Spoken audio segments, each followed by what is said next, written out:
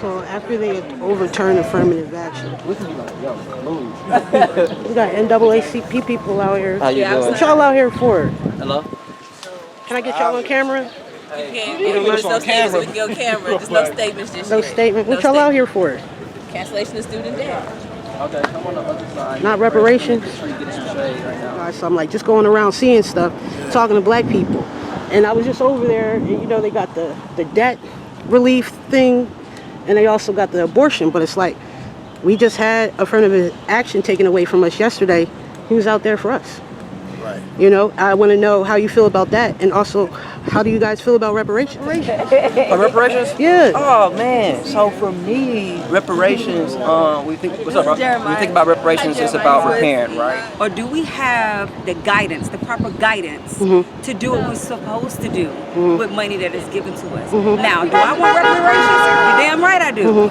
I want it. You know why I want it? Because of my ancestors. I can only speak back towards my great grandmother because I was still alive when she was alive. Okay. You know, pay her children, pay her grandchildren. I do believe in the reparations. And I definitely agree that black people do deserve reparations, right? We have affirmed this as an organization, and also like as myself, well, also as an organization, we have also affirmed that black people are deserving of reparations. Now, what type of reparations are we talking about now? Back to where it never happened. The damage is already done. But you don't think that they're supposed to make an effort to do it? Well, That an effort should be made. The effort should be made. However, I think like if you give people money, what are they gonna do with it? Some people are gonna be smart with it. Some people are gonna be very wasteful. And let's be real, our people are very wasteful. And I'm not gonna say that it's all, Right. but our people are wasteful when it comes to money. I think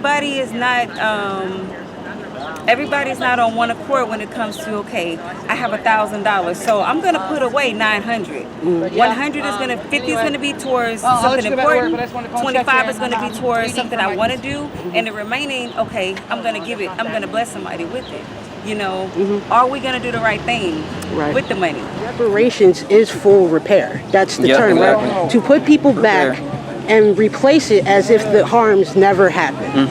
So just look up the definition. Yep. And then anytime somebody challenges it or has these little whatabouts, the legal definition is right there for everybody. Yep. You know what I mean? So you should know that. You gotta know that. Now you're going to know. Yep. All right, what's your name, man? My name's King. Where you from? I'm from Lamar, Texas. All right, I'm Morgan Malachi. I'm from Philly. It's good to meet you, man. So Philly, interesting to know like what is of course it's like in DC, gun violence is going on crazy, right? Yeah. What do you see as a solution as relates to community violence? Reparations. Reparations. Exactly. Right? Why do people commit crimes? Because they are in the community to where they are forced to survive every day. So when you think about when people are forced to survive every day, it's killed to get killed. I'm sorry to say that, but it's like it's killed to get killed. So when you think about the everyday experience of that person, I now have to fight to provide for myself. Right. And it's not necessarily like fight like, oh, I'm finna fight, but it's also like, how do I actually get food? How do I actually pay for the bill? And then also at the same time, life happens at the same time. So say that I do have a car. Maybe I'm not paying any notes on it. Maybe it's passed on to me from my uncle. I'm getting to work every day. It may not be the best job, but now I'm getting targeted as it relates to tickets, and the tickets keep the bill up. So now I still have to choose in between paying a traffic violation and or providing a sense of safety as it relates to housing, food, etc. Right. But that is the everyday experience of people, and people don't believe that is true. But now with my job, it's no longer sufficient because minimum wage is $7.25, and rent is $1,300 a month. So now I have to work double overtime or work 2 jobs or 3 jobs. It doesn't make sense. So now when you think about the system that you're creating, where you're not equitably supporting people or giving people the needs that they want, now I may have to figure out, okay, I have to go out by any means necessary at this moment. So y'all ever heard of the Freedmen's Bureau? No. So the Freedmen's Bureau was a branch across America after Reconstruction that they set up for ex-slaves to be able to put money into. Actually, ex-slaves deposited $8 million in the Freedmen's Bureau Frederick Douglass himself deposited $15,000, right? They defunct the Freedmen's Bureau, stole ex-slaves' money, which would have been our wealth, to the tune of $8 million back then, right? Yeah. And like I said, Frederick Douglass in the 1800s had $15,000. We don't have that now, right? Yeah. A lot of people, right? So it's kind of like for me, for what I see, right? Everybody's not going to be like a conglomerate, right? Or a mogul. But if you make a mistake, even if you have wealth and then you just trick it all off, you spend it on drugs.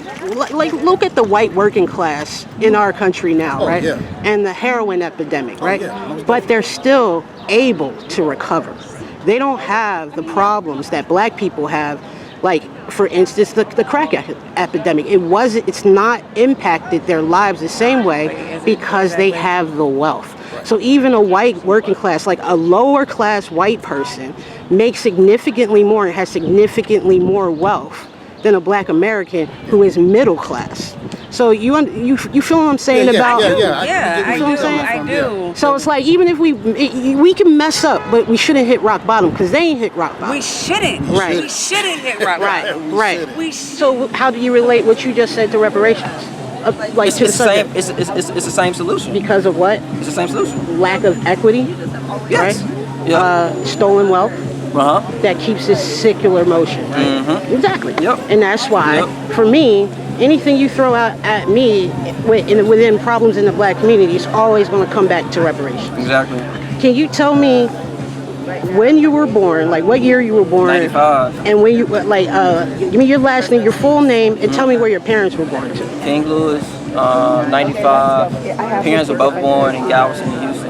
Okay. Juneteenth. Yeah, okay, talk to me. My mentor is the one that's actually running the museum back in Galveston. So if you get a chance to go to Texas, damn, man, I would love go that. to Juneteenth.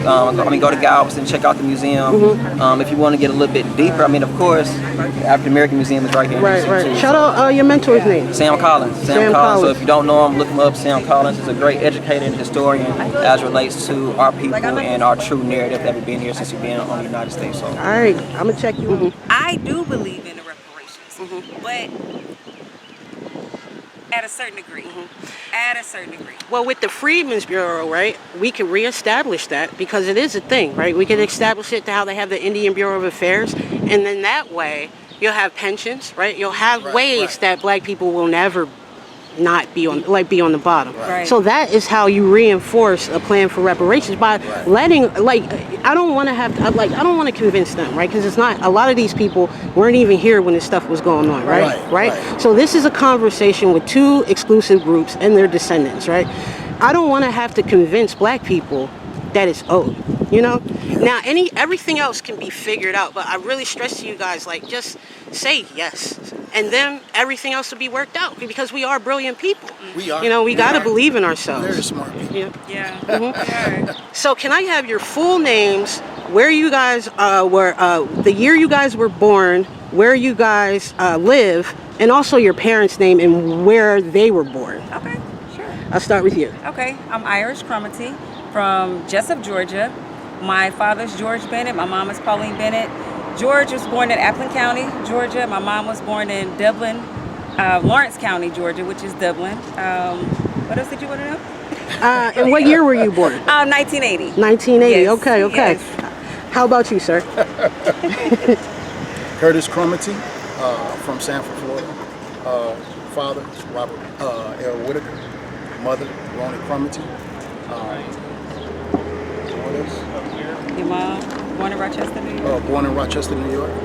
My pops, Sanford. Okay. And what year were you born? 1974. Okay.